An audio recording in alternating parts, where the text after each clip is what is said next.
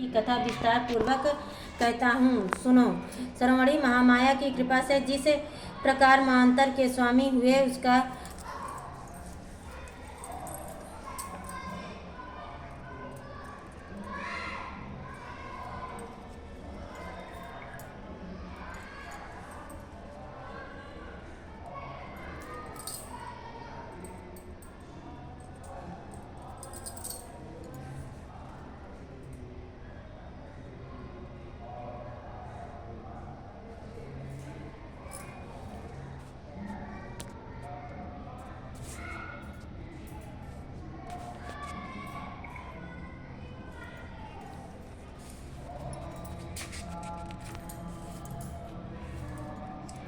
दुर्गा सप्तशती। पहला अध्याय। महर्षि राजा का सूरत और समाधि को देवी की महिमा बताना। महर्षि मार्कंडेय जी बोले, सूर्य के पुत्र श्रवणी की उत्पत्ति की कथा विस्तार पूर्वक कहता हूँ, सुनो। श्रवणी महामाया की कृपा से जिस प्रकार महांतर के स्वामी हुए उसका हाल भी सुनो। पहले स्वरोचिस नामक महांतर में चैतवंशी सूरत नाम के एक राजा थे। सारी पृथ्वी पर उनका राज्य था। वह प्रजा को अपने पुत्र के समान मानते थे, तो भी कोलाविंदवंशी राजा उनके शत्रु बन गए। दुष्टों को दंड देने वाले राजा सूरत की उनके साथ लड़ाई हुई। कोलाविंदवंशियों के संख्या में कम होने पर भी राजा सूरत युद्ध में उनसे हार गए। तब वह अपने नगर में आ गए। केवल अपने देश को राज्य ही नहीं उनके पास रह गया और वह उसी देश के राजा होकर राज्य करने लगे, किंतु उनके शत्रुओं ने उन पर वहाँ भी आक्रमण किया। राजा को बलहीन देखकर उसके दुष्ट मंत्रियों ने राजा की सेना और खजाना अपने अधिकार में कर लिया। राजा सूरत अपने राज्याधिकार को हारकर शिकार खेलने के बहाने घोड़े पर सवार होकर वहाँ से एक भयंकर वन की ओर चले गए। उस वन में उन्होंने एक महर्षि मेधा का आश्रम देखा। वहाँ मेधा महर्षि अपने शिष्यों तथा मुनियों से सुशोभित बैठे हुए और वहाँ कितने ही हिंसक जीव परम शांति भाव से रहते थे। राजा सूरत ने महर्षि मेधा को प्रणाम किया। महर्षि ने भी उनका उचित सत्कार किया। राजा सूरत महर्षि के आश्रम में कुछ समय तक ठहरे।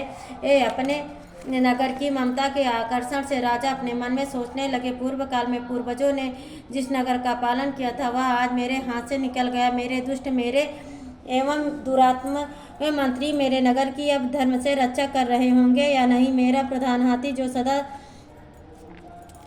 सदा मद की वर्षा करने वाला और सूरवीर तथा मेरे बैरियों के वश में होकर न जाने क्या दुख भोग रहा होगा। मेरे आज्ञाकारी नौकर जो मेरी कृपा से धन और भोजन पाने में सदैव सुखी रहते थे और मेरे पीछे पीछे चलते थे, वह अब निश्चय ही दुष्ट राजाओं का अनुसरण करते होंगे तथा मेरे दुष्ट एवं दुरात्मा मंत्रियों द्वारा व्यर्थ ही धन को व्यय करने से संचित किया हुआ मेरा खजाना एक दिन अवश्य खाली हो जाएगा। इस प्रकार ही की बहुत सी बातें सोचता हुआ राजा निरंतर दुखी रहने लगा। एक दिन राजा सूरत ने महर्षि मेधा के आश्रम के निकट एक वैश्य को देखा। राजा ने उससे पूछा, भाई तुम कौन हो? यहाँ तुम्हारे आने का क्या कारण है? तुम मुझे शोकग्रस्त अपने अनमने से दिखाई देते हो, इसका क्या कारण है? राजा के यह नाम वचन सुन वैश्य ने महाराजा सूरत को प्रणाम करके कहा। वैश्य बोला, राजन मेरा नाम समाधि है। मैं धनियों के कुल में उत्पन्न एक वैश्य हूँ। मेरे दुष्ट स्त्री पुत्रादिक ने लोभ से मेरा सब धन छीन लिया और मुझे घर से निकाल दिया। इस तरह से दुखी होकर इस वन में चला आया और यहाँ रहता हूँ। इस बात को भी मैं नहीं जानता कि अब घर में इस समय सब सकुशल है या नहीं। यहाँ मैं अपने परिवार का आचरण संबंधी कोई समाचार भी नहीं पा सकता। वह घर में इस समय कुशल पूर्वक हैं या नहीं। मैं अपने पुत्रों के यह भी नहीं जानता कि वह सदाचारी हैं या दुराचार में फंसे हुए हैं। राजा बोले, जिस धन के लोभी स्त्री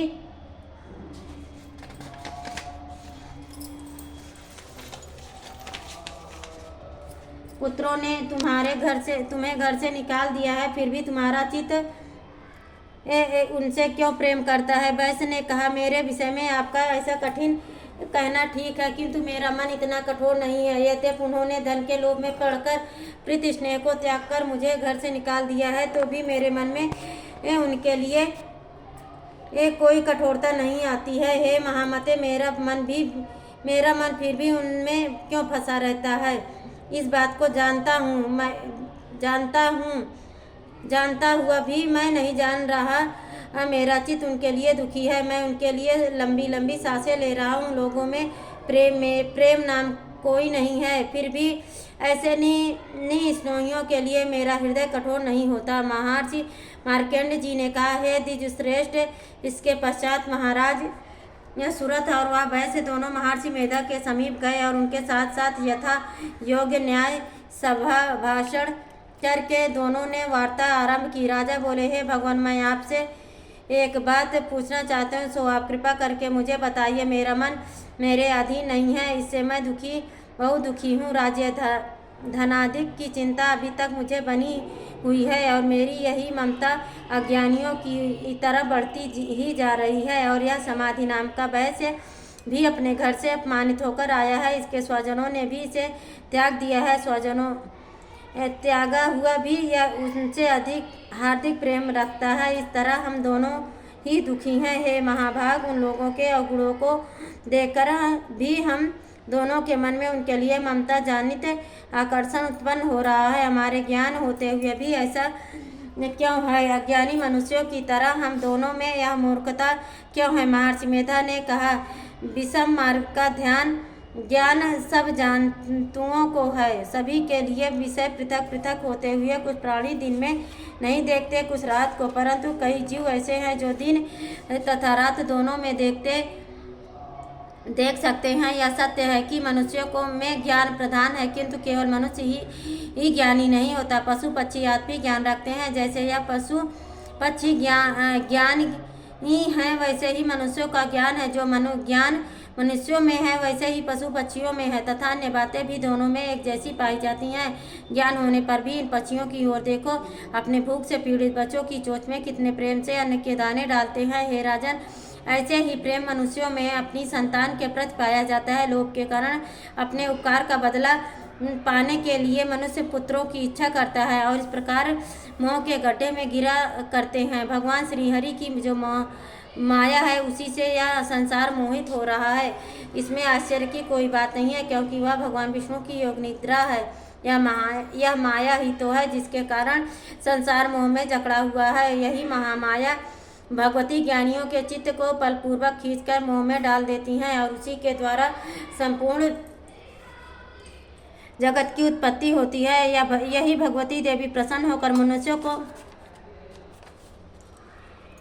मुक्ति प्रदान करती हैं। यही संसार के बंधन का कारण है तथा संपूर्ण ईश्वरों की भी स्वामिनी है। महाराज सुरथ ने पूछा, भगवान, वह देवी कौन सी है जिसको आप महामाया कहते हैं? हे ब्राह्मण, वह कैसे उत्पन्न हुई और उसका क्या कार्य है? उसके चरित्र कौन कौन से हैं? हे प्रभु, उसका जैसा प्रभाव हो वैसा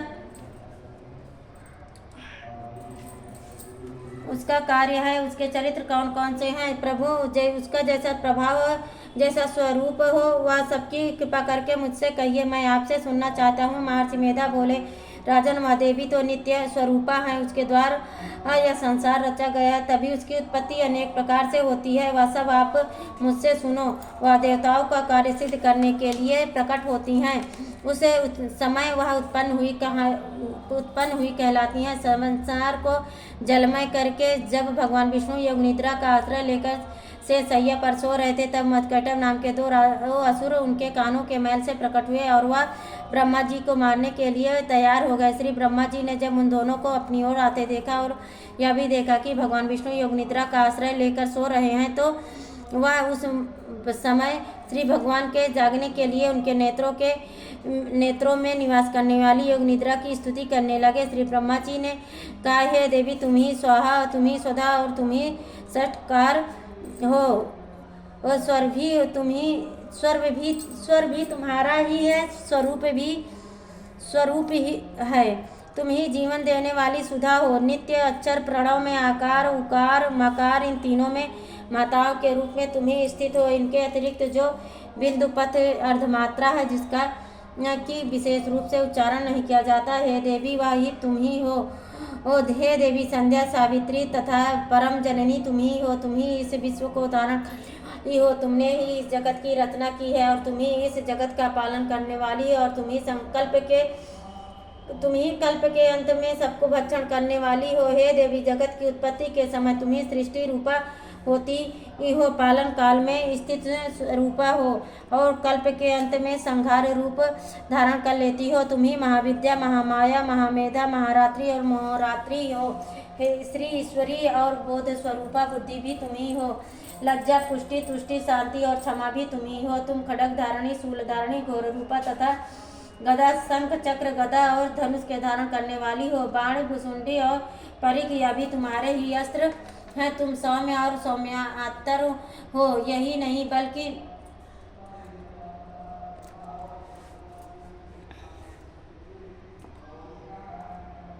इस संसार में उन सबसे सौम्यात्तर हो। यही नहीं बल्कि जितनी भी सौम्य तथा सुंदर वस्तुएं इस संसार में हैं, उन सबसे बढ़कर ये सुंदर तुम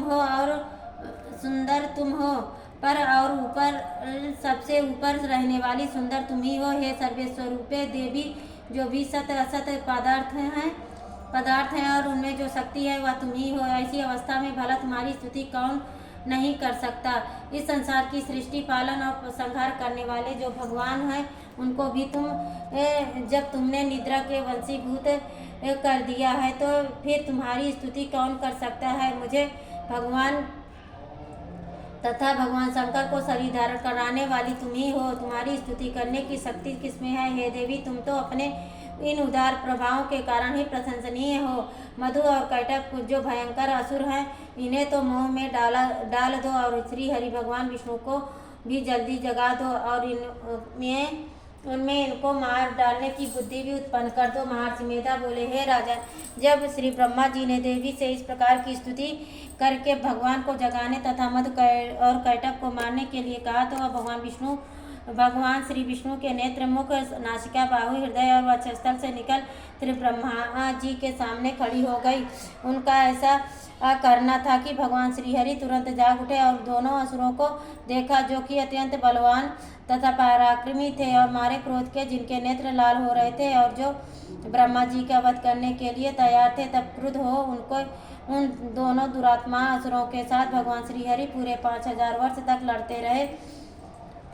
एक तो वह अत्यंत बलवान तथा पराक्रमी थे, दूसरे महामाया ने भी उन्हें मोह में डाल रखा था। अतः वह श्री भगवान से कहने लगे, हम दोनों तुम्हारी वीरता से अत्यंत प्रसन्न हैं, तुम हमसे कोई वर मांग लो। भगवान ने कहा, यदि तुम मुझ पर प्रसन्न हो तो अब तुम्हारे हाथों से मर जाओ, बस इतना ही वर चाहिए। वर मैं तुमसे मांगता हूँ। महर्षि मेधा बोले, इस तरह से जब वह धोखे में आ गए और अपने चारों ओर जल ही जल देखा तो भगवान श्री हरि कहने लगे, जहाँ जल पर न हो, सूखी जमीन हो, उसी जगह हमारा वध कीजिए। महर्षि मेधा कहते हैं, तथास्तु कहकर श्री हरि ने उन दोनों को अपनी जांघों पर लिटाकर उन दोनों के सिर काट डाले। इस तरह से यह देवी ब्रह्मा जी की स्तुति करने पर प्रकट हुई थी। अब तुम इससे उनके प्रभाव का वर्णन करता हूँ, सो सुनो। दूसरा